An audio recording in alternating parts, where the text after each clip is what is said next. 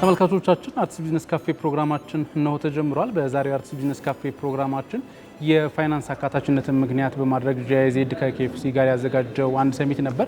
በዛ ሰሚት ላይ ደግሞ በተባባሪ አዘጋጅነት አቶ እስጢፋኖስ ሳሙኤል አብረው ይገኛሉ። አቶ እስጢፋኖስ የአርትስ ቢዝነስ ካፌ እንግዳ ስለሆነ ከልብ አመሰግናለሁ። ስለጋብዛችሁኝ በጣም አመሰግናለሁ። በዋናነት የፕሮግራሙ ዋና ዓላማ የፋይናንስ ተደራሽነት ወይም ደግሞ አካታችነትን ምክንያት በማድረግ የተዘጋጀ ሰሚት ነበር። በርካታ ሴክተር የተሳተፈበትም ጭምር መድረክ ነበር። በዋናነት የዚህ መድረክ ዓላማ ምን ነበር የሚለውን በቀዳሚነት በማንሳት እንጀምር። ባለፈው 2 እና 3 4 ዓመት ውስጥ በጣም ትልቅ የሆነ የፋይናንስ ሴክተር ለውጥ እየመጣ ነው ያለው። ይሄ ፋይናንስ ሴክተር ለውጥ ማለት ሪፎርሞችን ይዞ የመጣው ለውጥ ለድርጅቶች ለተቋሞች አዲስ የሆኑ የፋይናንስ አክሰስን ይከፍታል። ይሄኛው ነገር ለማስተዋወቅና ለመወያየት ነው። አንደኛ የኢትዮጵያ ያሉ ድርጅቶች ፋይናንስን ወይም ገንዘብን ከባንክና ከሌላ አይነት ተቋማቶች የሚያገኙበትን መድረክና መንገዶች በመልክ ነው የሚለው ለመወያየት እና ወዴትስ እየሄደች ነው። አሁን ለምሳሌ የመዋለ ንዋይ መድረካችን አለ፣ የኢትዮጵያን ሴኩሪቲስ ኤክስቼንጅ፣ የኢንቨስትመንት ካፒታል አለ፣ የተሳታፊዎቹ የኤኩዊቲ ኢንቨስትመንት አለ። እነዚህ ነገሮች ምንድን ናቸው? ጥቅማቸውስ ለኢትዮጵያን ድርጅቶች ምንድን ነው በሚለው ነው ይሄኛውን ስብሰባ ያዘጋጀ ነው። በርካታ እንግዶችን ስንመለከት ነበር። ከኤስኤክስም ከወጋገን ካፒታልም ዋና ስራ አስፈጻሚ ጭምር ነበሩ። በርካታ ተሳታፊዎች ነበሩ። በርካታ ጉዳዮች ተነስተዋል። ከፋይናንስ ተደራሽነት አንጻር በተለይም ደግሞ እንዳዘጋጅ ምን ጉዳይ ተነሳ የሚለውን በቀዳሚነት እናት እንዳልከው ዝግጅቱ ሃይ ሌቭል ነበር። በጣም ደስተኛ ነን። ከመድረክ ላይ ተሳታፊ ሳይሆን ራሱ ከተሳታፊ በአጠቃላይ የነበረው የፕሮፋይል በምንለው መልክ በጣም የሚያኮራና ደስ የሚል ነበረ። ይሄ ማለት ምንድን ነው? በኢትዮጵያን ድርጅቶች በኩል ትልቅ ኢንተረስት አለ መፍትሄዎች ለማወቅ ምን ላይ ያለ ነው በሚል የባንኪንግ ሴክተር የኢትዮጵያ ባንኪንግ ሴክተር እየተለወጠ ነው ወይ? ቅድም የተነሳ አንድ ነጥብ ነበረ።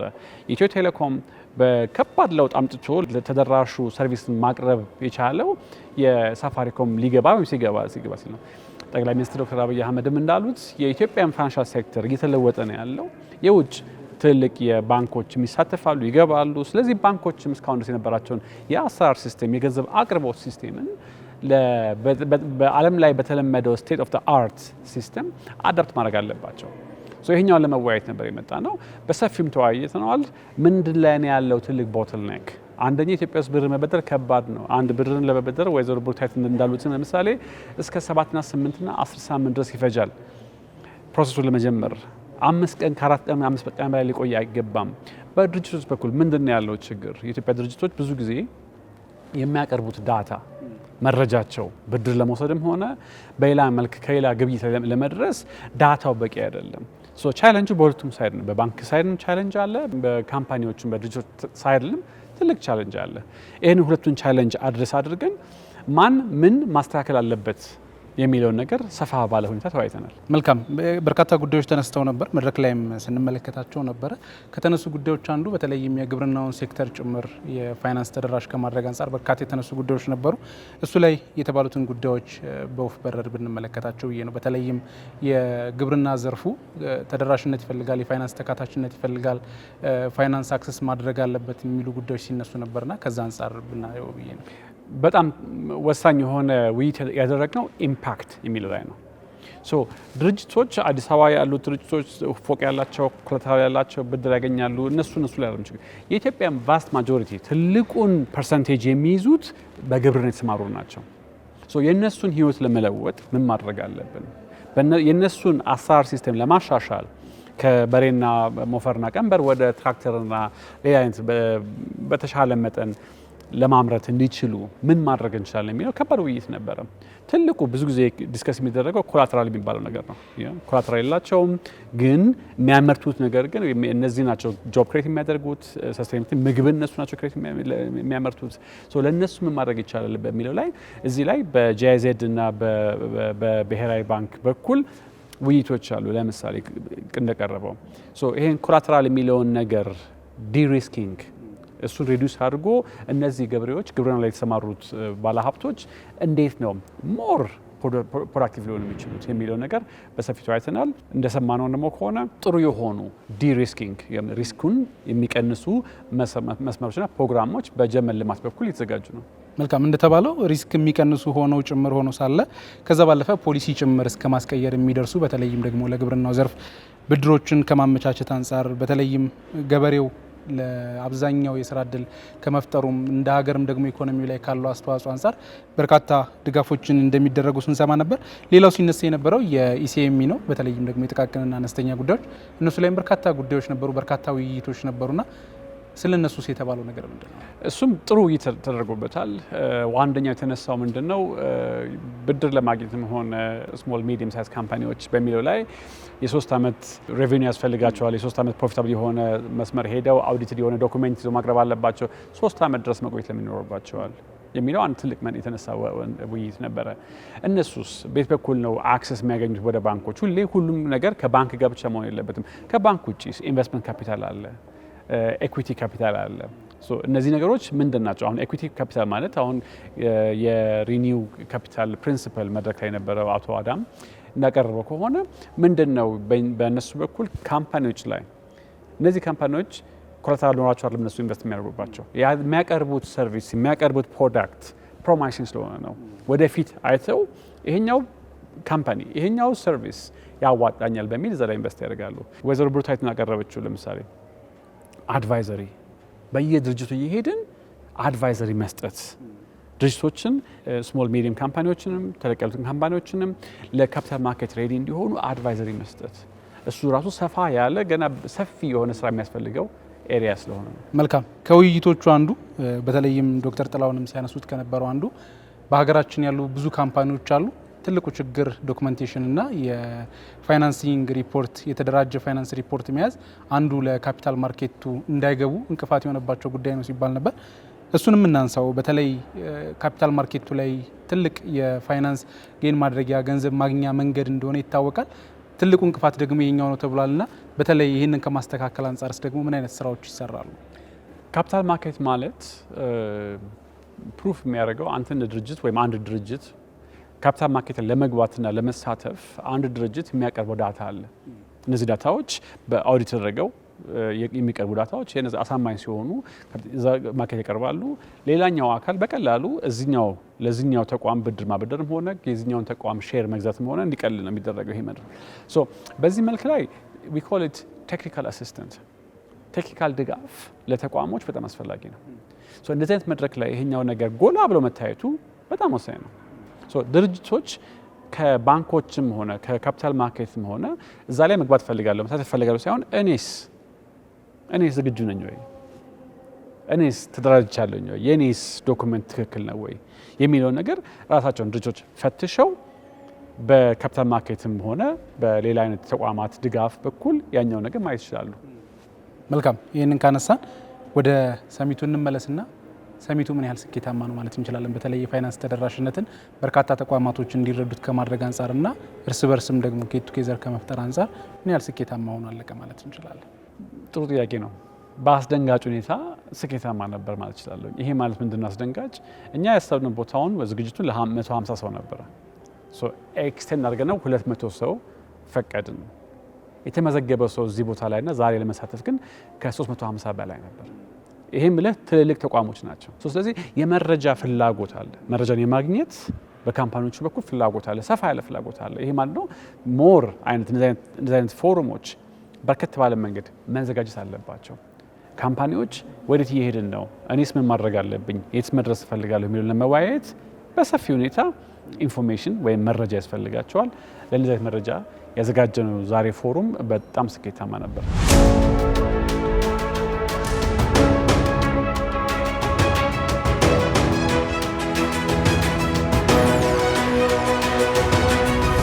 አቶ መረዲ አርቲስት ቢዝነስ ካፌ እንግዳ ስለሆኑ ከልብ አመሰግናለሁ። እኔም አመሰግናለሁ። በተደጋጋሚ ተገናኝተናል። ያው ዛሬ ርዕሰ ጉዳያችን ዋናው የፋይናንስ ተደራሽነት ነው። መድረክ ላይም በርካታ ጉዳዮች ሲነሱ ነበርና በተለይ በኢትዮጵያ ያሉ በተለይም ደግሞ አነስተኛ ተቋማት የፋይናንስ ተደራሽነት ትልቁ ጥያቄያቸው ነውና ትልቁ አጀንዳ ምን ነበር የሚለውን በቀዳሚነት እናንሳ። መልካም። አይ ቲንክ የፋይናንስን እንዴት ተደራሽነት በኢትዮጵያ ኢኮኖሚ ውስጥ እናሳልጥ ነበረ ዋነኛው ነገር የተነሳው ነገር ሊስት ዋና ዋናዎቹ 4 ነጥቦችን ተነስቷል። ያው የኢትዮጵያ ኢኮኖሚ ስቲል አሁንም የአብዛኛው ማህበረሰብ ኦልሞስት 80 ሚሊዮን የሚጠጋው ማህበረሰባችን በአርሶ አደርና በአርቶ አደር ላይ ነው የሚተዳደረው።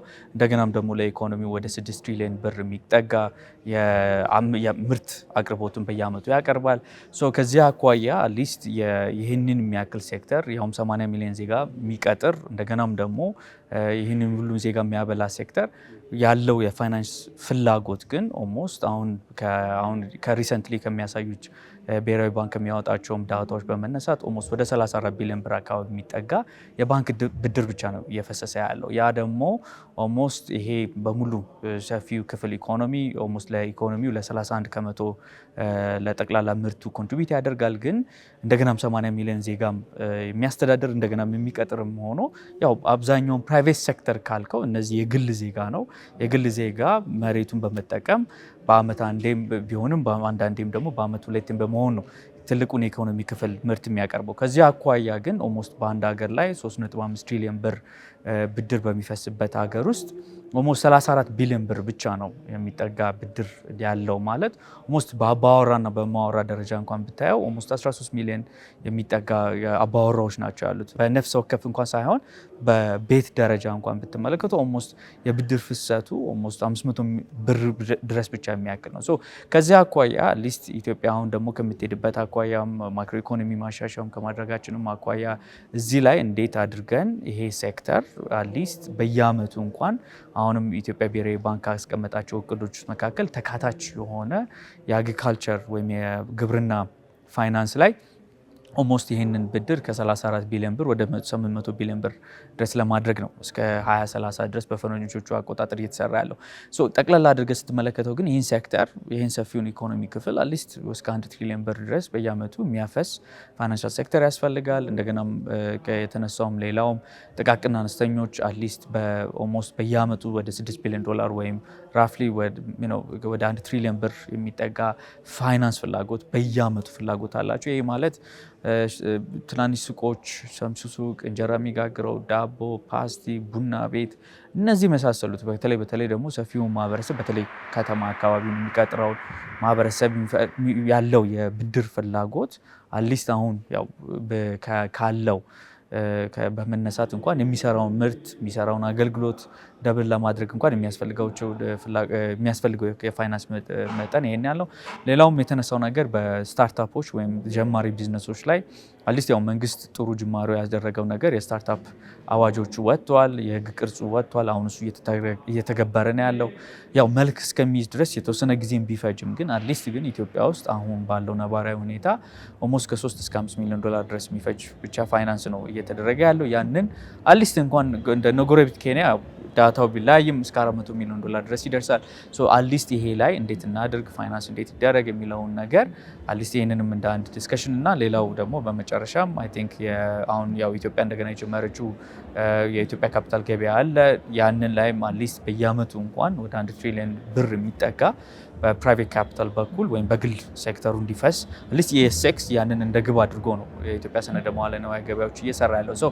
ከነዚህ ሁሉ አኳያ ስንመለከተው አይ ቲንክ ዛሬ ሞር የተነሳበት ፖይንቶች ምንድናቸው? አትሊስት የኢትዮጵያን ኢኮኖሚ በአገር በቀል ኢኮኖሚ ማሻሻያ ላይ ግል ሴክተሩ መሀል መሆን አለበት፣ መሪ መሆን አለበት የሚለው ነገር ነበር አጽንኦት እየተሰጠ ያለው እየተሰራም ያለው እሱ ነው። ግን ያ ደግሞ ሲሪየስ የሆነ ፋይናንስ ይፈልጋል። አግሪካልቸር ላይ በተለይ ግብርናው ሴክተር አርሶ አደሩ ላይ ጥቃቅንና አነስተኛው ጀማሪ የሆነው ቢዝነስ ላይ እንደገናም ደግሞ ኦልሬዲ ነባር የሆነውን ቢዝነስ ለማደግ ይፈልጋል።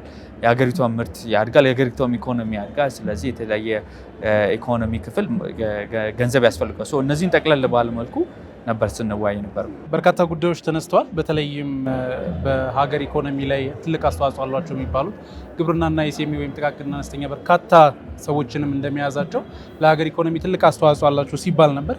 ከዛ ጋር ተያይዞ ግን ትልቁ የተነሳው ጉዳይ በተለይ የፋይናንስ ተደራሽነቱን ስናነሳ ፋይናንስ እንዴት ነው ተደራሽ ማድረግ የሚቻለው የሚለውን ስናነሳ ኢንካም ወይም ደግሞ ምንጩም ደግሞ ምንድን ነው የሚለውም ሲነሳ ነበርና በምን አይነት መንገድ ነው ያንንስ ማስተካከል የሚቻለው? እንደተባለው መንግስት እስካሁን ድረስ ኢንቨስት እያደረገ ያለው ወይም በብድር በባንኮች በኩል እየቀረበ ያለው ገንዘብ በጣም ዝቅተኛ መሆኑ ተነስቷልና ያንን በምን አይነት መንገድ ነው ማስተካከልስ የሚቻለው? ፓናል ዲስከሽኑ ላይ እንደተነሳው የተለያዩ ሀሳቦች ቀርቧል። አንደኛው ያው እንደ ሀገር የጀመርናቸው ዲጂታላይዝ ከማድረግ አኳያ አለ። ምክንያቱም 25 ሚሊዮን ዜጋ የሚጠጋ ወደ የናሽናል አይዲ ላይ አስገብተናል።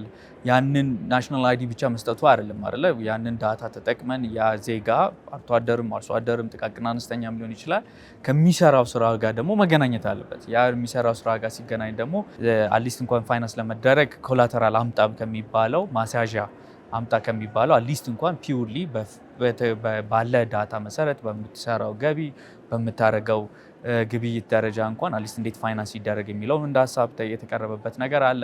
ያው የስታርታፕ ፕሮክላሜሽኑ ገና እሱም ተግባር ላይ መዋል አለበት። እንዴት ይሆናል፣ እንዴት ይሰራል፣ እሱም እንደ አንድ ሀሳብ የተነሳ ነበር። ሌላው ደግሞ በካፒታል ማርኬቱ ላይ አትሊስት ያው ገና እየጀመርን ቢሆንም አትሊስት ግን የእኛ ፋይናንስ ተቋማቶች አትሊስት ያው ኢትዮጵያ ውስጥ ኦልሞስት ተበዳሪ ብዛቱ ኦልሞስት 660 ሺህ አካባቢ ነው።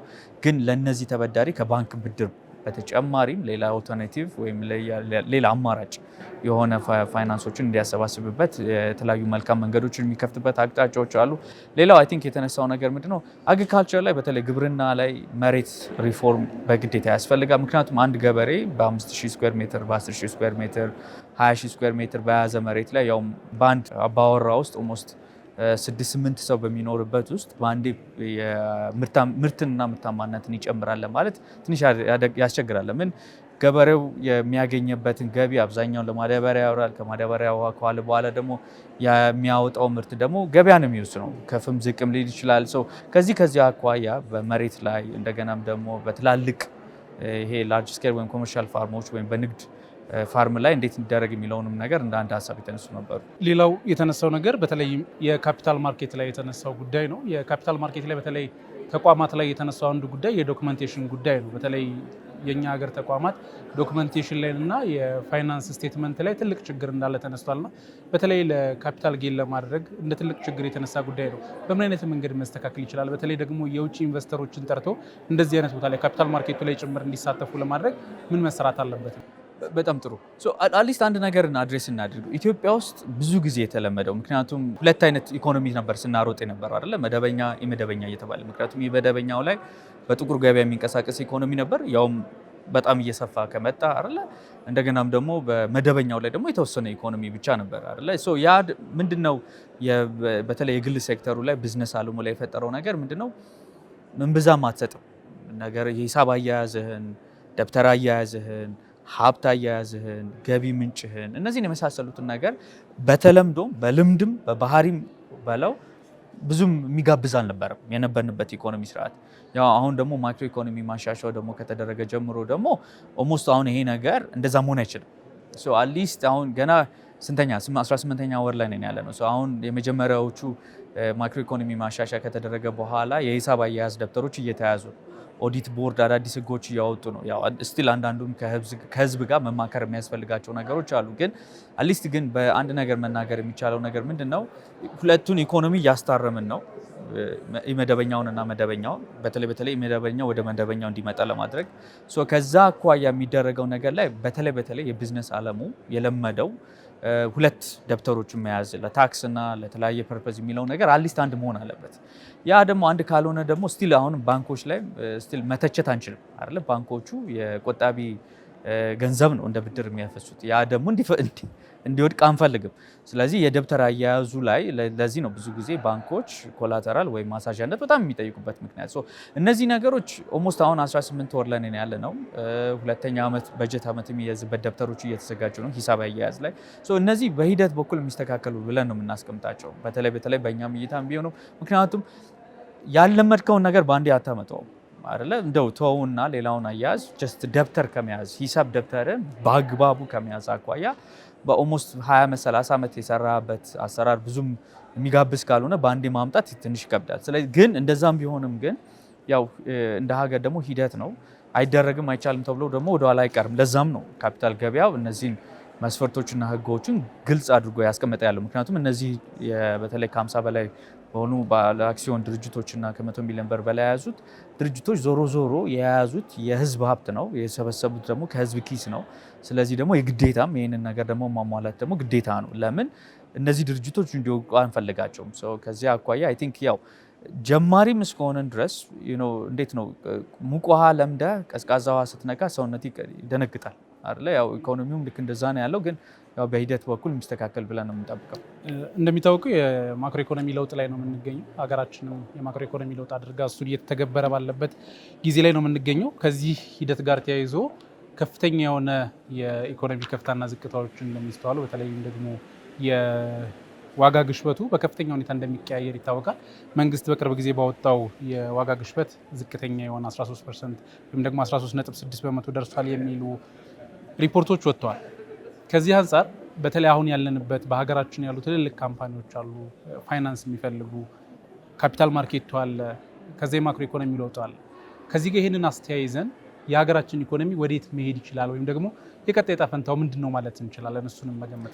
መልካም አይ ቲንክ ጥሩ ፖይንቶቹን አንስተሃል። አንደኛ ጀነራሊ ስፒኪንግ እንደው ጠቅላላ አድርገን የኢትዮጵያን ኢኮኖሚ አሁን ስናየው ኦልሞስት ላለፉት 2 ዓመት ከግማሽ የመቀዛቀዝ ስሜት ነው ያለው አይደለ? ይህንን ደግሞ ግል ሴክተሩ ላይም ታያለ፣ መንግስት ጋርም ታያለ። ግልጽ የሆነ ነገር ነው። ለምን? ምክንያቱም እስካሁን ድረስ በተለይ ላለፉት 5 ዓመታት ያህል አዲስ ገንዘብ ኢኮኖሚ ውስጥ ታትሞ ገብቷል። ያ ደግሞ ዋጋ ግሽበቶችን ከፍተኛ አምጥቷል። ደግሞ መንግስት ያን ደግሞ ለማረም ደግሞ ምንድን ነው የተደረገው? የገደቦች ተደርጓል። ባንኮች ብድር ለገደብ ተደርጓል። መንግስት እያተመ አይበደርም። እነዚህ ነገሮች በሙሉ ድሮ የለመድንበትን የኢኮኖሚክ አሰራር ይሄ ይባላል አይደለ? ነገሮች በሚሞቅ አይነት እይታ የነበረውን ኦልሞስት ነባራዊ ሁኔታ እስከሚመስል ድረስ ኦልሞስት የመቀዛቀዝ ሂደቶች አሉ። ግን ይሄ ሁሌ ይሆናል ማለት ደግሞ አይደለም። ለምን ካልከኝ አሁን ይሄ ሁሉ የተደረገበት ምክንያቶች አሉ። አንደኛ በተለይ በኢትዮጵያ ብሔራዊ ባንክ በኩል ብናየው አዲስ ገንዘብ ፖሊሲ ስርዓት የተተገበረ ነው። የአዲሱ ገንዘብ ፖሊሲ ስርዓት ሲተገበር ወለድ ምጣኔ የተመረኮዘ የወለድ ገንዘብ ፖሊሲ ስርዓት ነው የምንከተለው። ያ ደግሞ ምንድነው እንደገና ቀስ በቀስ ባንኮች ያው አሁን ቅርብ ጊዜ ከ2 ሳምንት በኋላም እንደገና የኢትዮጵያ ብሔራዊ ባንክ ገንዘብ ፖሊሲ ኮሚቴው ስብሰባ ላይ የሚያደርግና ይሄ የብድር ገደቡ ይነሳል አይነሳም ተብሎ የሚጠበቀውም አንደኛው ውሳኔ የሚሆነው እሱ ነው። ያ ሲነሳ ነገሮች ቀስ በቀስ ልክ እንደተቀዛቀዘ ያህል መነሳቱ አይቀርም። ለምን ምንም አይነት ነገር ኢኮኖሚ ውስጥ ሁሌ ፐርማነንት ይሆናል ወይም ይዘልቃል ብሎ መናገር አይቻልም አይደለ? ሁሌ የሚወሰኑ ውሳኔዎች በማክሮ ኢኮኖሚ ላይ ኦፍኮርስ የሀገራዊ ጥቅሞችን ለመጠበቅ የገበያ ህልውና ለመጠበቅ ገበያን ለማረጋጋት የሚደረጉ ነገሮች ናቸው። ግን ዞሮ ግን አትሊስት እንደ ቢዝነስ ሆነ ስትመለከተው እንደ ግል ሴክተር ሆነ ስትመለከተው አሁን ያለበት ነባራዊ ሁኔታ ለ5 ዓመት ይቀጥላል ማለት አይደለም። ነገሮች ይነሳሳሉ፣ ምንም ጥያቄ የለውም። ግን ሲነሳሳ ደግሞ አዲስ ነባራዊ ሁኔታ አለ። የውጭ ምንዛሬውን ለማረም ተሞክሯል። ያ በታረመበት የውጭ ምንዛሬ ርምታ ደግሞ ገበያን ደግሞ የምትያያዘውን ኢንቨንተሪ የያዝከውን ደብተር ሂሳብ አያያዝ እነዚህ መሳሰሉት ነገሮች ደግሞ ሪቫይዝም ደግሞ ማስደረግ ያደርጋል። መንግስትም ኦልሬዲ እያደረገ ነው። የመንግስት ልማት ድርጅቶች እያደረገ ነው። ግል ሴክተሩ እያደረገ ነው። እንደዚህ ስታደርገው አይ ቲንክ ለተረዳው በተለይ አሁን የምንሄድበትን የማክሮ ኢኮኖሚ ለውጥ ኦልሞስት ከ10 ዓመት በኋላ ነው ይሄ ነገር እንዴት ነበር የሚለውን ነገር የምናየው። ግን አሁን ግን ያለንበት ግን ኦፍኮርስ ነገሮችን ቆንጥጦታል፣ ምንም ጥያቄ የለውም። በዛ አኳያ ግን ቆንጥጦ ደግሞ ሁሌ ይቀራል ደግሞ ማለት አይደለም። ምክንያቱም የአዲሱ ገንዘብ ፖሊሲ ስራ ሲተገበር አዲስ ብድር ወደ ገበያ መሄዱ አይቀርም። የአዲስ ብድር ወደ ገበያ ደግሞ ሲሄድ ደግሞ ከዚህ በፊት የነበሩት ሴክተሮች እንደገና መነቃቃታቸው አይቀርም። ኦብቪየስሊ አንድ ነገር ግን በእርግጠኝነት መናገር የሚቻለው ግን ሁላችንም ዋጋ ላይ እና ካፒታል አሰባሰብ ላይ የምንጠይቀው ገንዘብና አሰራር ኦልሞስት ሪቫይዝ እንድናደርግ ነው ያስገደደን። ያ ደግሞ አይ ቲንክ የሚቀጥል ነባራዊ ሁኔታ ነው። የመጨረሻ እናድርገው ወደ እናንተም ተቋም እንምጣና ፕራግማ ከዚህ አንጻር በተለይም ደግሞ ፋይናንሱ ላይ ተደራሽነቱ ላይ ከመስራት አንጻር ምን እየሰራችሁ ነው የሚለው ነው። እኛ በእኛ በኩል በአስማች ፖሲብል በተለይ አሁን ባለንበት ነባራዊ ሁኔታ ላይ የተለያዩ ግል ሴክተሮች ድርጅቶችን አትሊስት ይህንን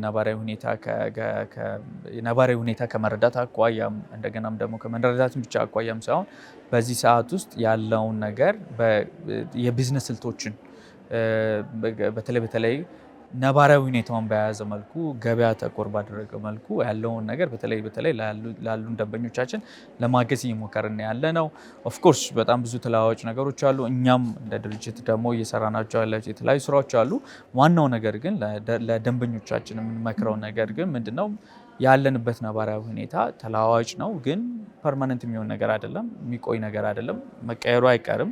ግን አይ ቲንክ ጀነራሊ ግን አንድ ነገር መናገር የምንችለው ለእኛም ደንበኞች ለሁሉም አሁን ያለንበት ለውጥና እየተደረገ ያለው ማክሮ ኢኮኖሚካል ለውጦችም ለጥሩም ለመጥፎም አፌክት ቢያደርግም አትሊስት ነገሮችን ቆም ብለን ማሰብ እድል ይሰጣል። አይ ቲንክ ይሄ ሁሉም ሰው ጀስት ኖት እንደ ቢዝነስ እንደሚያስተዳድር ሰው ብቻ ሳይሆን አርብቶ አደርም ይሁን አርሶ አደርም ይሁን ይሄን ነገር አትሊስት ኦኬ ወዴት ይሄዳል፣ እኔ እንዴት እሄዳለሁ፣ እንዴት ይቀየራል የሚለውን ነገር አይ ቲንክ በደንብ መረዳት ያስፈልጋል።